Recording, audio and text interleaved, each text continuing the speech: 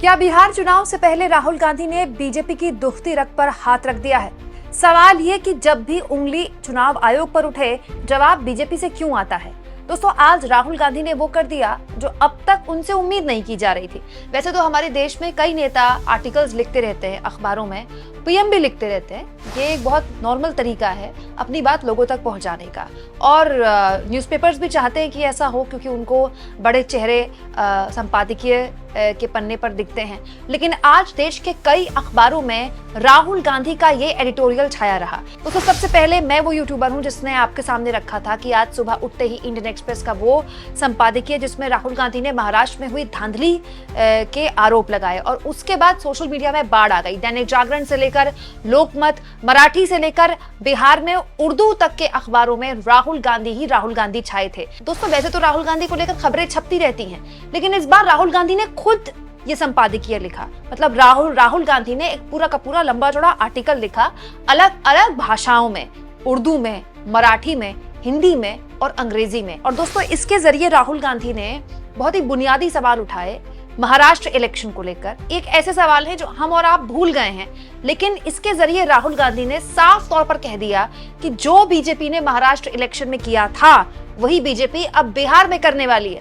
जी हाँ दोस्तों, अब से कुछ महीने बाद बिहार में होने वाले हैं विधानसभा चुनाव, जिसको लेकर राहुल गांधी ने बहुत ही हैरान करने वाला दावा कर दिया है। दोस्तों, राहुल गांधी ने चुनाव में चोरी का पूरा खेल समझिए नाम का ये शीर्षक देकर दैनिक जागरण के संपादकीय में बकायदा अपना पूरा आर्टिकल छापा है, और इसमें उन्होंने बताया है कि कैसे हेराफेरी करती है बीजेपी।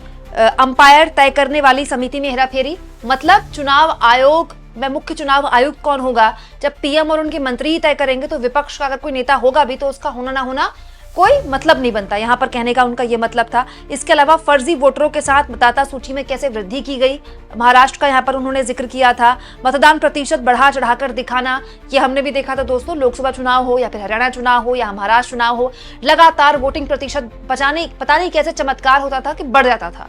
जो वोटिंग प्रतिशत घंटे 2 घंटे में फाइनल आ जाना चाहिए उसको 10-10 दिन का वक्त लग जाता था। यही उन्होंने यहाँ का जिक्र किया। इसके अलावा चुनिंदा जगहों पर फर्जी वोटिंग, राहुल गांधी ने यहाँ पर महाराष्ट्र की विधानसभा का भी जिक्र करते हुए बताया कि कैसे एक ऐसी विधानसभा जहां पर कांग्रेस पार्टी को बहुत शानदार जीत मिली थी 2024 के लोकसभा चुनाव में, केवल 5 महीने के अंदर विधानसभा चुनाव में कांग्रेस पार्टी को उतने ही वोट मिलते हैं, लेकिन बीजेपी के वोटों में 50,000 से ज्यादा वृद्धि हो जाती है। तो ऐसा कैसे हो सकता है कि कैसी जगह जहां कांग्रेस जीती हो वहां अचानक से 5 महीने के अंदर बीजेपी के सपोर्ट के 50,000 से ज्यादा वोटर बढ़ जाते हैं? इसके अलावा दोस्तों, सबूत छुपाने की कोशिश, ये एक तरीका बताया था राहुल गांधी ने, और बताया था कि कैसे चुनाव आयोग से हमने जब वीडियोग्राफी मांगने की कोशिश की और हमने मांग की वीडियोग्राफी दीजिए, तो सरकार ने नियम ही बदल दी और कह दिया कि वीडियोग्राफी नहीं दी जाएगी, यानी कि सीसीटीवी फुटेज नहीं दी जाएगी। दोस्तों, राहुल गांधी का नियत साफ थी। वो अलग अलग भाषाओं में देश के अखबारों में न केवल छा जाना चाहते थे, बल्कि वो उस मुद्दे को एक बार फिर याद दिलाना चाहते थे जो मुद्दा लोग भूल गए, जो जरूरी मुद्दा है, जो हमेशा हर चुनाव के बाद ही उठाया जाता है। और जब उठाया जाता है तो कहा जाता है कि अरे जब चुनाव होते हैं तभी ये लोग क्यों बोलते हैं, चुनाव जब नहीं होते हैं तब ये लोग क्यों नहीं बोलते हैं। तो राहुल गांधी ने ये आर्टिकल लिखकर एक बात साबित कर दी कि अभी तो देखिए कोई चुनाव है नहीं, ना महाराष्ट्र में है, महाराष्ट्र में तो हो गए चुनाव, और बिहार में भी 4-5 महीने बाद हैं। लेकिन राहुल गांधी ने ये लिखकर साफ हिंट दे दी कि बीजेपी ने महाराष्ट्र में जो किया वो बिहार में करने वाली है। देखिए, राहुल गांधी ने अपने दैनिक जागरण यानी कि हिंदी वाला संपादकीय शेयर करके लिखा, चुनाव की चोरी का पूरा खेल 2024 का महाराष्ट्र विधानसभा चुनाव लोकतंत्र में धांधली का ब्लूप्रिंट था। अपने आर्टिकल में मैंने विस्तार से बताया कि कैसे ये साजिश स्टेप बाय स्टेप रची गई। स्टेप नंबर 1, चुनाव आयोग की नियुक्ति करने वाले पैनल पर कब्जा। स्टेप नंबर 2, वोटर लिस्ट में फर्जी मतदाता जोड़े गए। स्टेप नंबर 3, मतदाता प्रतिशत बढ़ा चढ़ाकर दिखाए। स्टेप नंबर 4, जहां बीजेपी को जीतना था वहां टारगेट करके फर्जी वोटिंग कराई गई। स्टेप नंबर 5, सबूतों को छुपा दिया गया।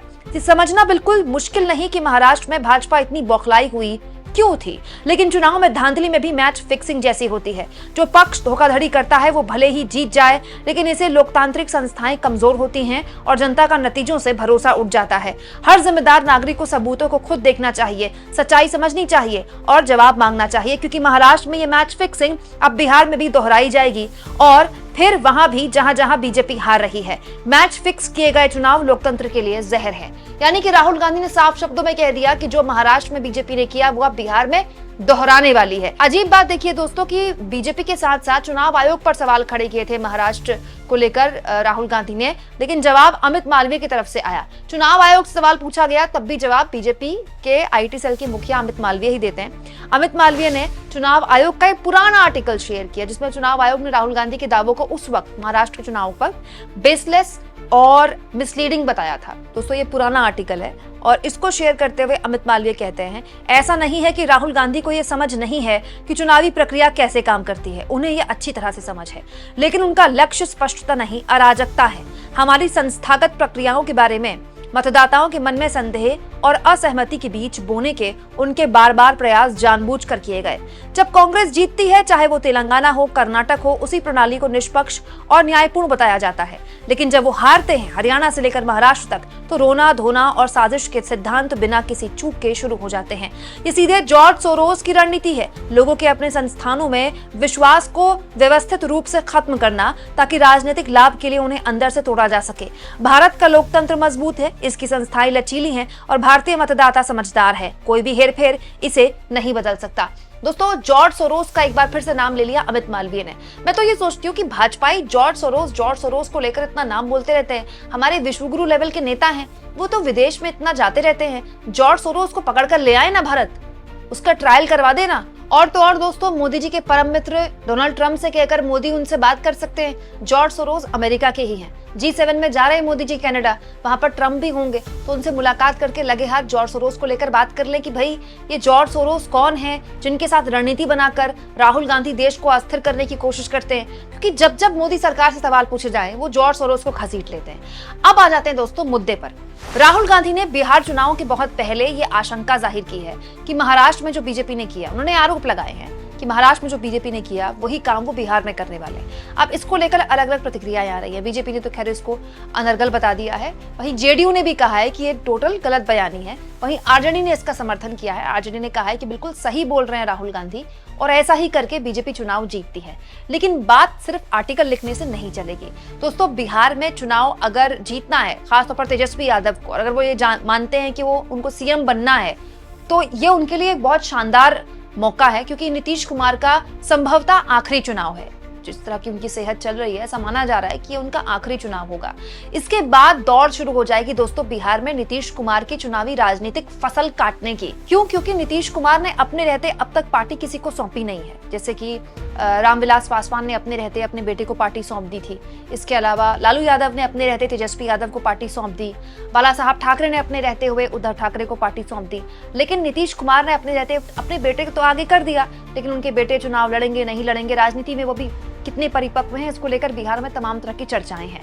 तो अगर नीतीश कुमार का ये आखिरी चुनाव होता है तो एक दौड़ शुरू हो गई है बिहार में उस राजनीतिक फसल को काटने की। एक बड़ा वर्ग है नीतीश कुमार के साथ महादलित का, इसके अलावा पिछड़ों का, वो किसे वोट देता है। नीतीश कुमार के पास दोस्तों चाहे वो तेजस्वी यादव के साथ सरकार बनाए या फिर बीजेपी के साथ, ऑलमोस्ट 16% वोट बैंक है।